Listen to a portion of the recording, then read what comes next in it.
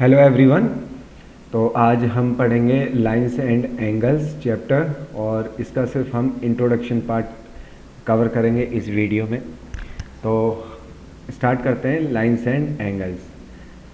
So our very first definition और point is of point, मतलब हम सबसे पहले पॉइंट पढ़ेंगे। और जैसे कि हम सबको पता है पॉइंट जस्ट एक डॉट होता है, बट अगर इसको डिफाइन करें तो ये होता है which point is a dot which has no other component, मतलब जिसका कोई और पार्ट नहीं होता है। तो पॉइंट जस्ट अ डॉट और represented by A, point B, point C and so many. Hopefully this is clear. Now the next one is line segment. Now what is basically line segment?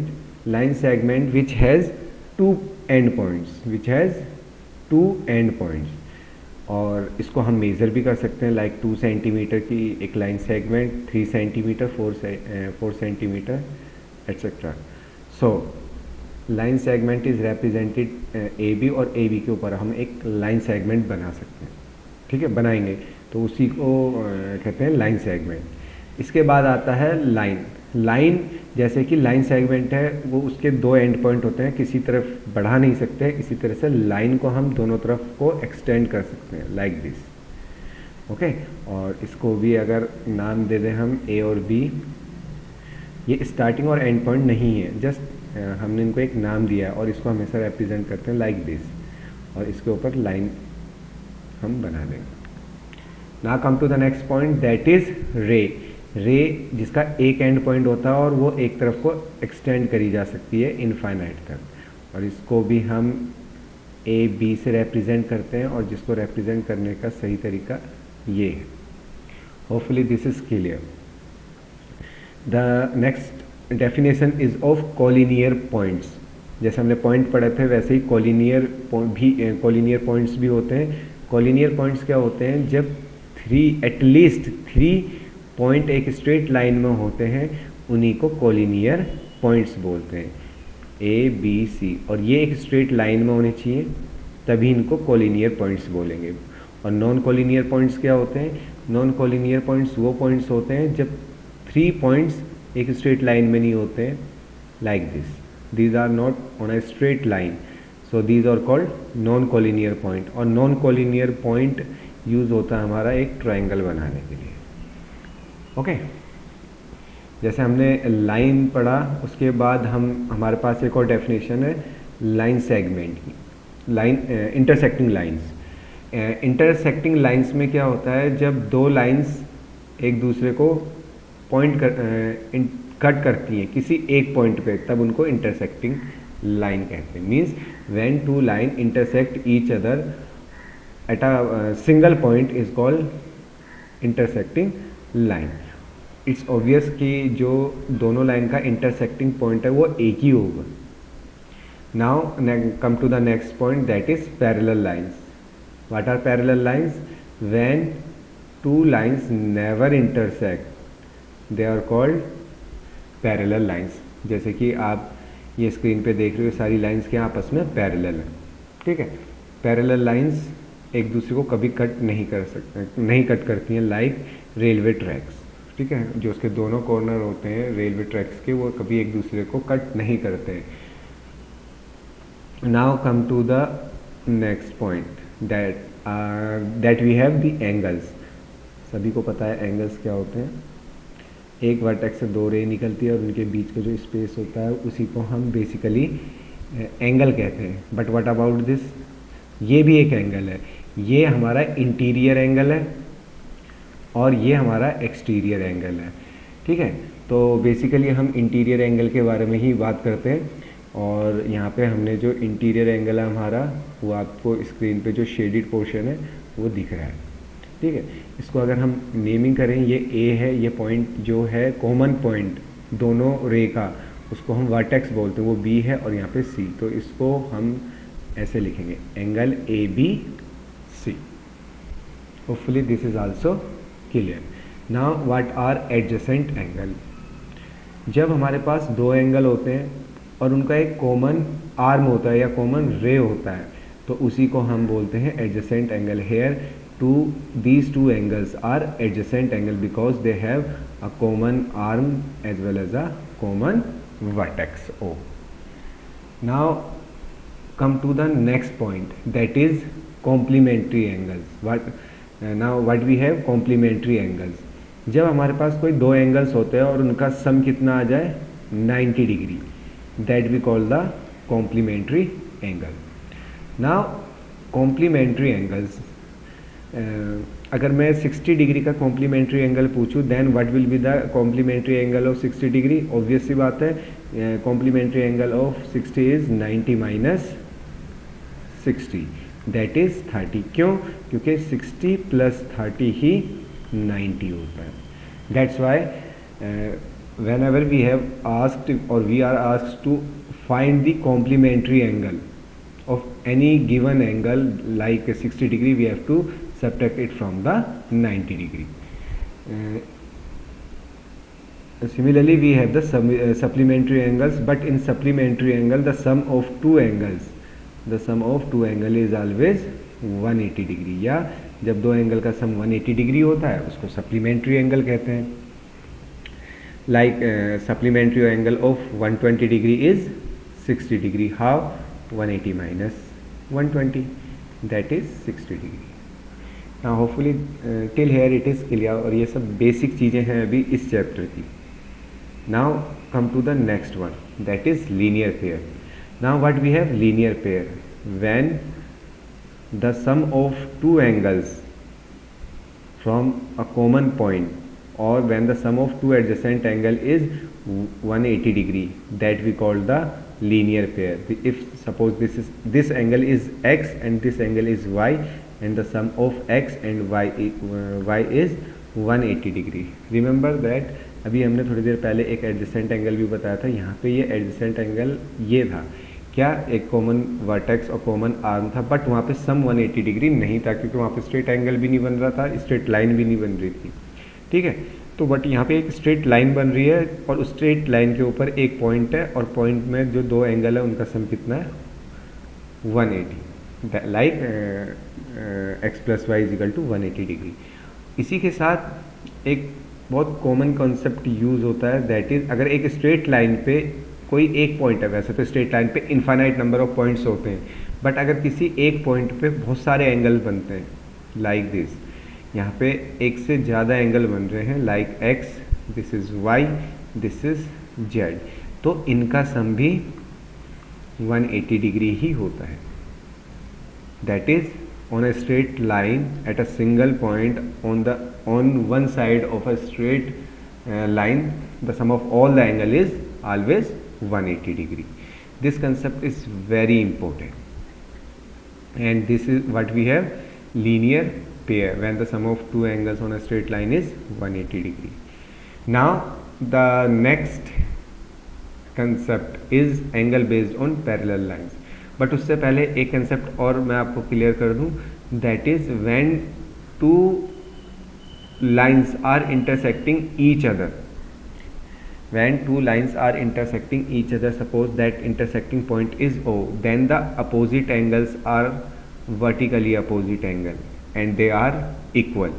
Like if this is x, then this is also x, and if this is y, then this is also y.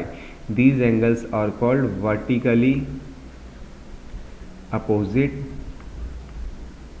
angles and their value is always equal. Hopefully this is also clear.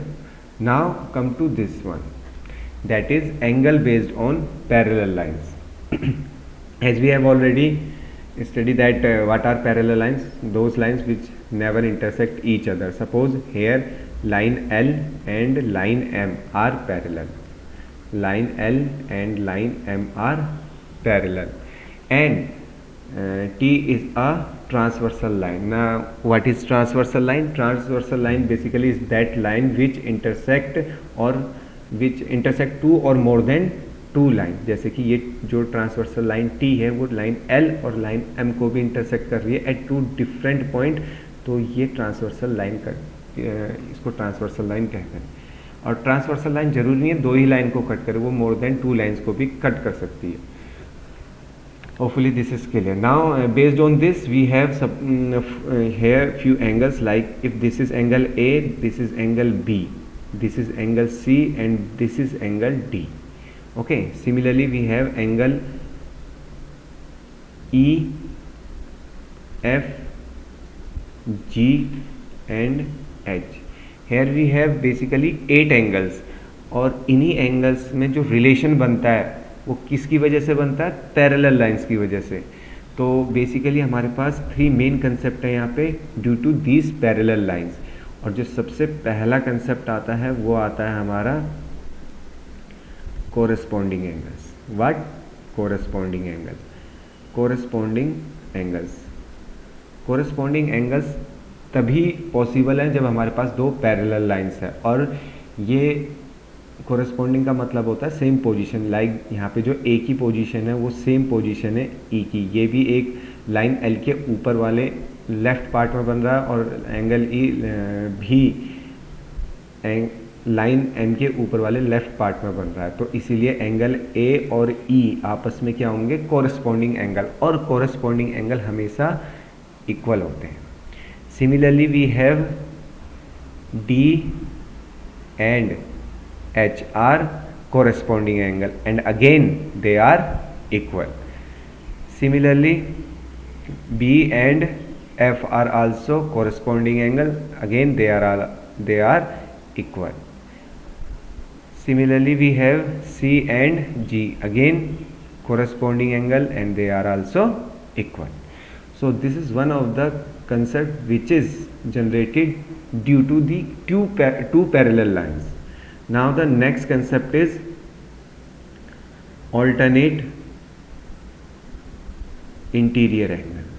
Alternate interior angles.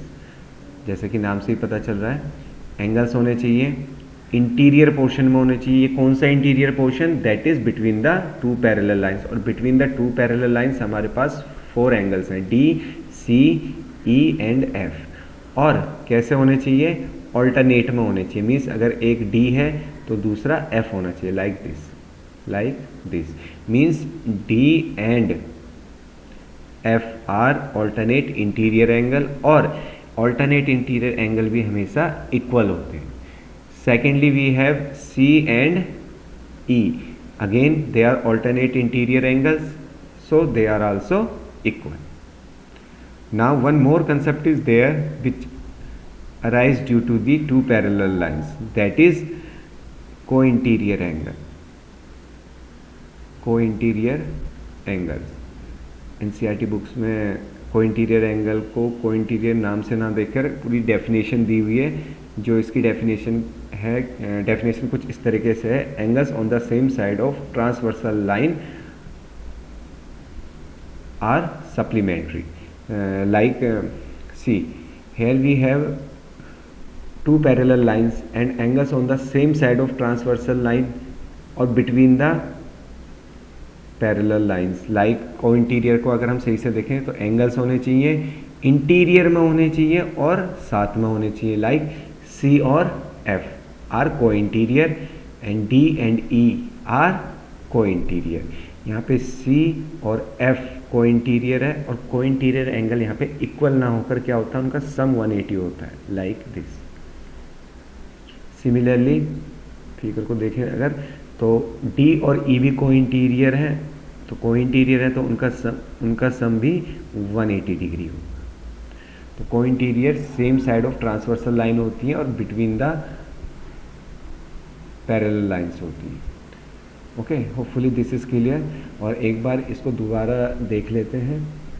हमने यहाँ पे पढ़ा था अगर 2 parallel lines हो और उसको एक ट्रांसवर्सल लाइन T कट कर रही हो, ये पैरेलल लाइन L और M है, ये एंगल 1 है, ये सॉरी एंगल A है, B है, C है, D है, E है, F है, G है और H है.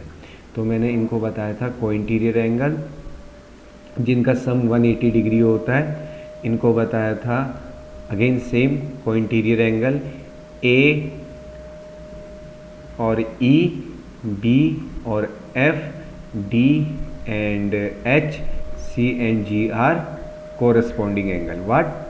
corresponding angle, और remaining that is D and F, C and E are alternate interior angles, alternate interior angles होते हैं।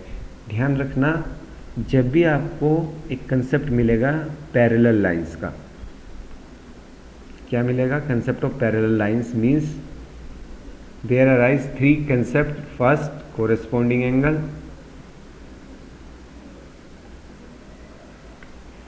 कोरेस्पॉन्डिंग एंगल, सेकंड कंसेप्ट मिलेगा हमें ऑल्टरनेट इंटीरियर एंगल, और थर्ड कंसेप्ट मिलेगा हमें cointerior angle, cointerior angles. क्या कहा? जब भी हमारे पास दो पैरेलल लाइन दी होंगी तो ये तीनों कंसेप्ट अपने आप अराइज होंगी। इनमें से कुछ ना कुछ प्रॉपर्टी हमारी उस क्वेश्चन में या उस कंसेप्ट में जरूर लगेगा, या इसका रिवर्स कि अगर हमें एक लाइन को स्ट्रेट लाइन, अगर ये हमारे पास एक लाइन दे रखी है बट हमें इसको लाइन प्रूव करना है, ठीक है, तो हमें इनमें से किसी एक को यहाँ पे सेटिस्फाई करना होगा। Like prove that L is a line, straight line. तो हम क्या प्रूव करेंगे?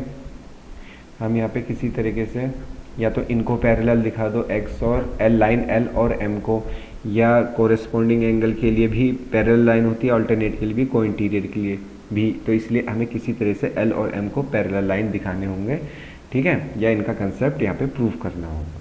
तो पैरेलल लाइन से तीन कंसेप्ट आते हैं, कोरेस्पॉन्डिंग, अल्टरनेट एंड को इंटीरियर, या कोरेस्पॉन्डिंग, अल्टरनेट और को इंटीरियर एंगल से पैरेलल लाइन हम प्रूव कर सकते हैं। तो ये बेसिक कंसेप्ट हैं हमारे चैप्टर लाइन्स एंड एंगल्स के। अगर लाइन्स एंड एंगल्स के क्वेश्चंस करने हैं तो ये कंसेप्ट बेसिक कंसेप्ट हैं जो आपको पता होने चाहिए।